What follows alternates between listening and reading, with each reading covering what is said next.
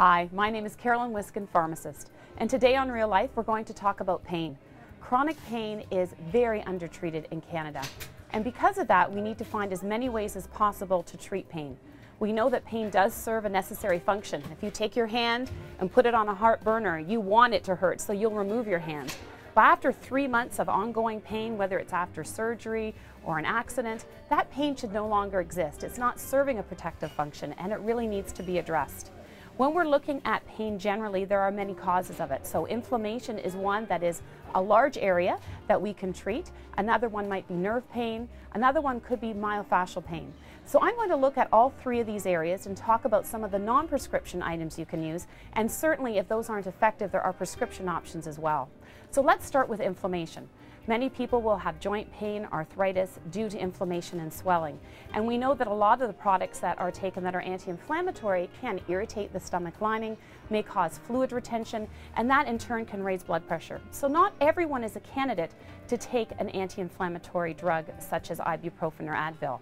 That would be, and I'll show you here, ibuprofen or Advil is a brand name, Motrin.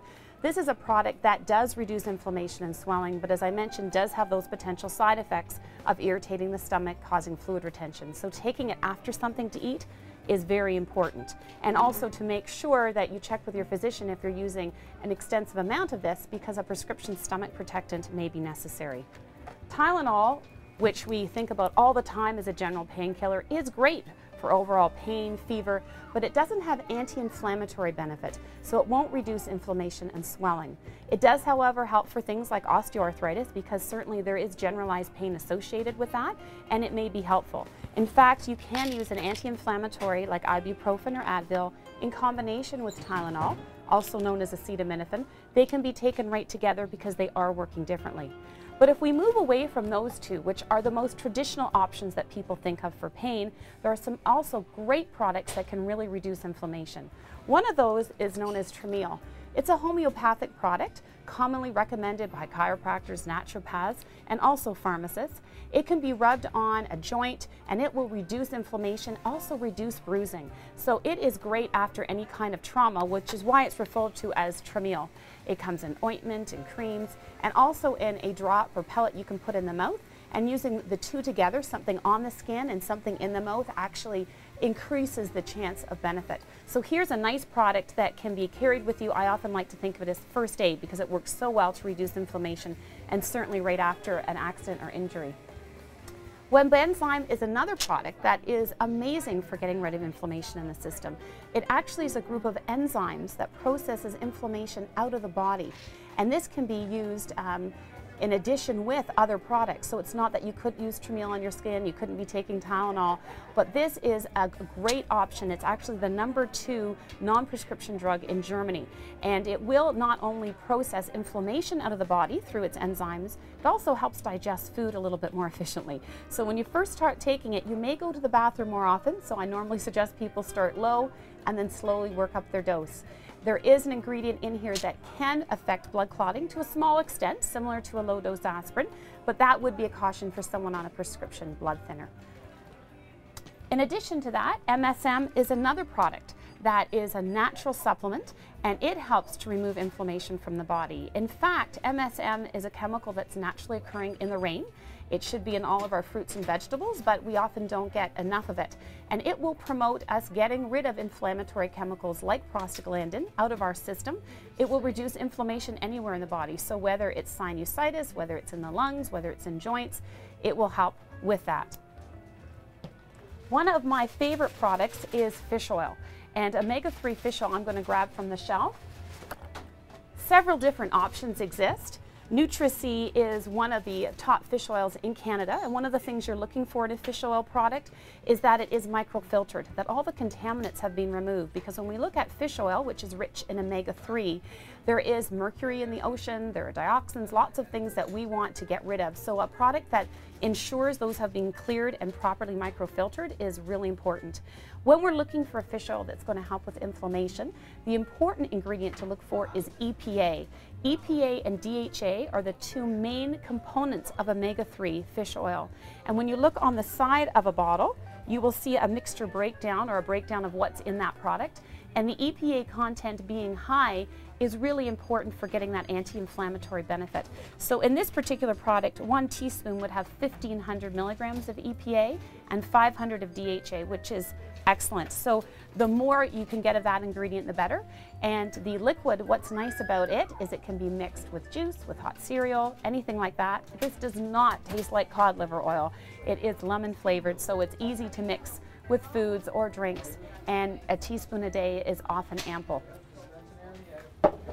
We also have people with osteoarthritis where not only treating inflammation is important, but also nourishing the cartilage.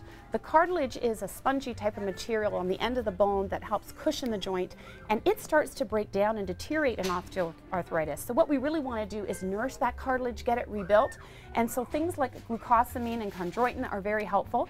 This product has glucosamine and chondroitin, which is really food for the joint, but in addition has added some of that MSM I talked about earlier, which is an anti-inflammatory. So that's a very nice combination to help nourish the joint and feed it. It can take up to 3 months for this to really make a difference. So make sure you stick with it if you're going to give it a good try to see if it helps you.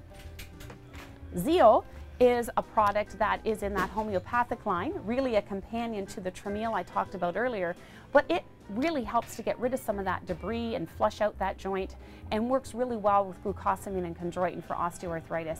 So often when people will use a product like Zeal with their glucosamine and chondroitin to maintain that joint and to prevent having to need as many medications to reduce inflammation and swelling. Now I want to show you a product which is rather new on the market. It's called Voltaren Emu Gel.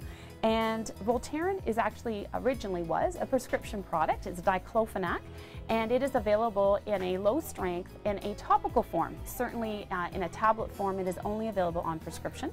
But this is an anti-inflammatory, again, that can be rubbed onto areas where there's inflammation and swelling. If that is not enough, of course, there are prescription strength anti-inflammatories, and compounding pharmacies can prepare prescription strength anti-inflammatory creams or gels that are rubbed on that are even stronger than what you can get over the counter. Now let's talk for a minute about nerve pain, because that is a huge aspect that people need to look at in terms of pain control. Many people will experience burning, shooting, tingling pain, even loss of sensation. It could be something like neuropathy, where there is a lack of feeling in the feet, which happens commonly in diabetes. So blocking nerve pain transmission is another thing that patients will often need help with. And so there are a couple of products that will do that. Zostrix blocks a chemical called substance P that nerves make, and that helps with nerve-related pain. This product has some menthol added to it because the ingredient that does treat this nerve pain is made from red hot chili peppers, and it can make your skin pretty hot. So adding a bit of menthol can be helpful. So these are a couple of products that can help with nerve pain. Neurogen is another one. It's an oil that can be applied to the skin, and it has been helpful as well. Certainly the prescription products are stronger in this area, and there are topical, in other words creams that can be rubbed on that include several ingredients for nerve pain that you must get a prescription from your physician for, and there's also products you can swallow that are very good at treating nerve-based pain. The last thing I want to mention is what we call myofascial pain. And in fact, most types of pain have a muscle component, meaning that your muscle will tighten around an area that's vulnerable, that's in pain. So if I have sciatica in my back, I've got burning, shooting pain going down my leg, chances are that the pain is not just due to the compressed nerve, but also inflammation and muscle tension in the back, in what we call our gluteus muscles, which we're sitting on, those will tense up. In cases of osteoarthritis, which I mentioned, not only will we have to look at reducing inflammation and breakdown of cartilage, but we may have a muscle in our leg, this outer quadricep muscle here, can tighten, and a knot will get in the muscle because it's trying so hard to stabilize that joint. And when that happens, it accentuates the pain. So if we look at this little chart here, which we call a trigger point flip chart, you'll see that where the X's are where the knots in muscle commonly exist, and where the red areas are is where the pain happens. So not only does muscle tension make pain worse in a knee from osteoarthritis or going down a leg and sciatica, but it can also be a huge component of headache. So often people who have regular chronic headaches, stretching their neck muscles and using muscle relaxant creams, some which are on prescription, can make a huge difference in helping with that pain. So I hope you get a sense today that treating pain is a multifaceted approach. There's several things that we need to look at, and having a proper assessment to find the cause of that pain will lead to the best possible treatment. In any event, be sure to ask your pharmacist because there are several options available that can be of help.